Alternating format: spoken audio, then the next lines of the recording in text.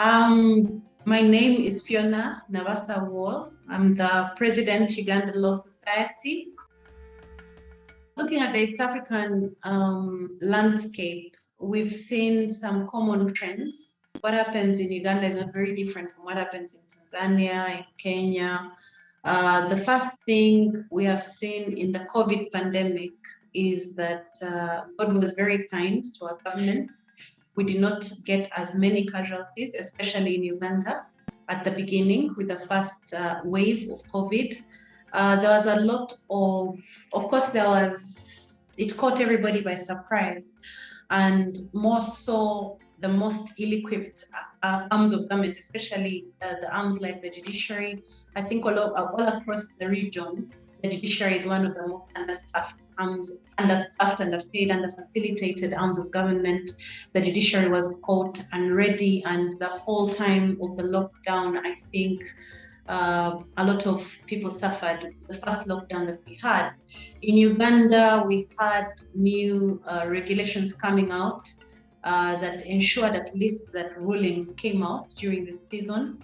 So we saw the judiciary also quickly in the second wave ensuring that the electronic case management system is launched.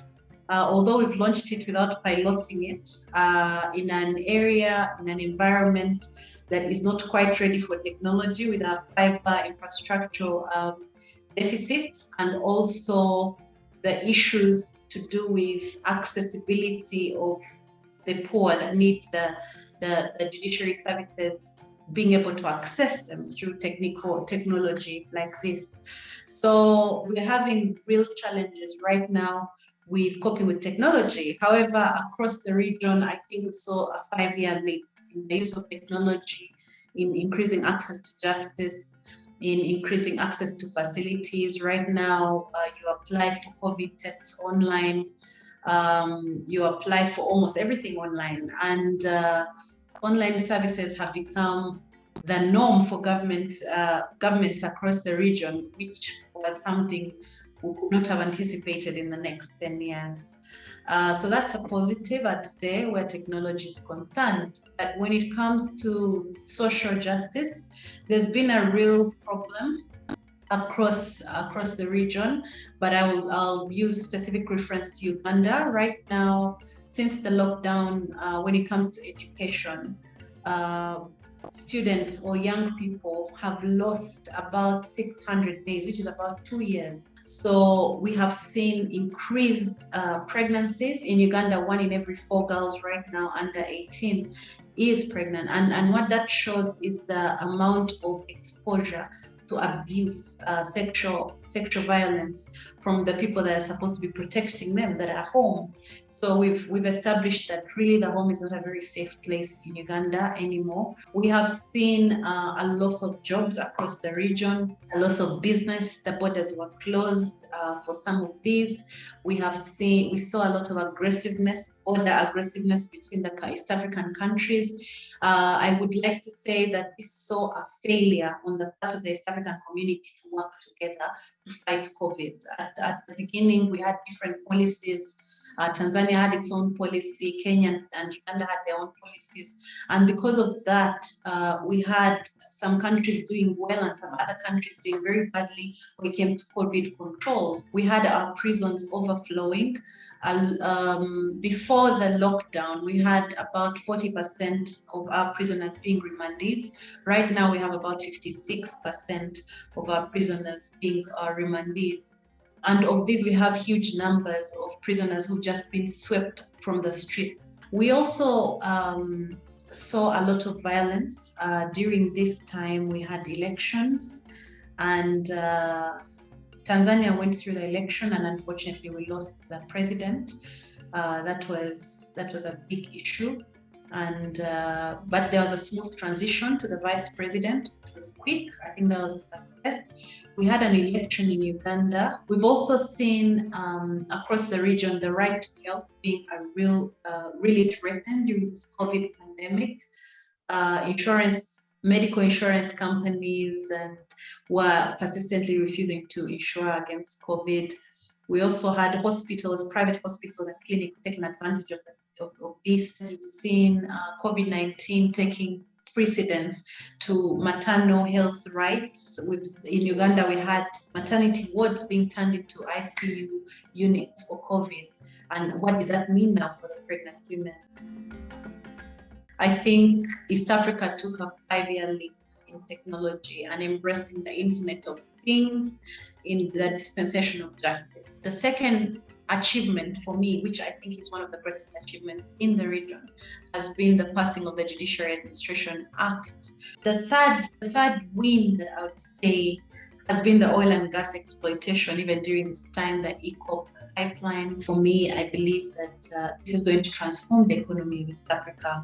I'm also very pleased with the progress on an economic level of the East African countries when it comes to issues like the things they're trying to do regarding the Continental Free Trade Area. When it comes to justice and access to justice and human rights, we've probably lost 2 years because courts were closed. Number 2 for me would be the time that we have lost when it comes to education and dispensing justice. The third for me has been the right to health being compromised, COVID-19 showing up and showing us up. The fourth area is the protection of children, the protection of children from SGBV, sexual-based violence.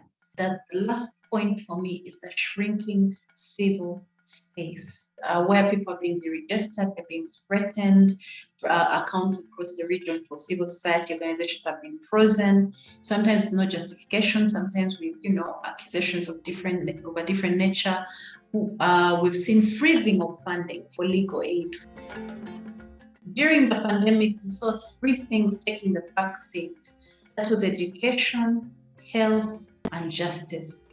Every time they declared essential workers, lawyers were not there. We had doctors, but then the budgets did not reflect that they were a priority. So I believe that policymakers everywhere need to prioritize these 3 things: education, health, and justice, and access to justice, especially for the very poor. The second thing I want to say is that we need disaster preparedness programs. We need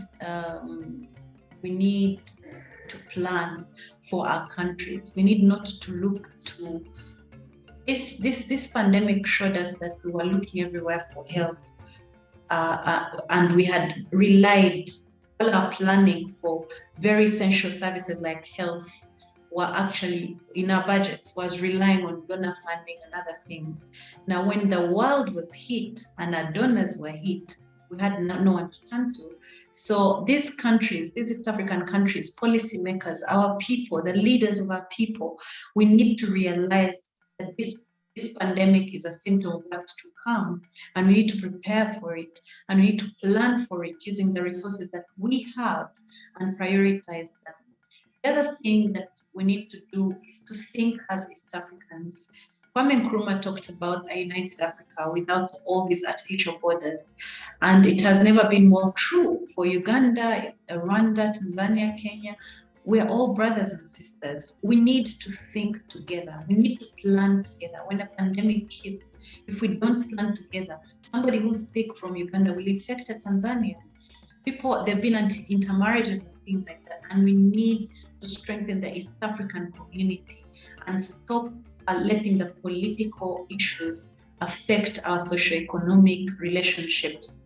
Because it's only when we unite economically that we're going to be the giant to survive when the wave of globalization hits us. The other thing I would like to say now to the ordinary Ugandan and East African is that justice, rule of law is a responsibility for you and I. We let in anarchy if we do not strengthen our policies, if we do not strengthen if we do not exercise self-restraint, if we do not exercise accountability, personal accountability, and fight corruption, starting within our own homes, this corruption is going to kill us. We saw corruption killing people because somebody was stealing money for drugs. We saw people in Kenya and in Uganda being injected with fake vaccines. These things come from within us as individuals. These are not government problems. So as people, we need to review who we are, because leadership is a factor of production. Each of us needs to lead ourselves and then lead our community. Lastly, I just want to say that we are our worst enemy sometimes when it comes to building communities, to building. We want Vision 2040 for East Africa. We want to meet all our climate goals. We want oil and gas to be a big thing. But let's start with, how are we stewarding our resources? Let's not take up land in the wetland. Let's not burn our forests. Let's not steal from our neighbors. Let's not allow to be recruited into terrorism. Let's protect our own and know that there's no other home good than East Africa.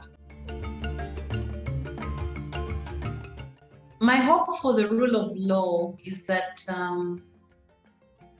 the states will continue to protect the states and the people.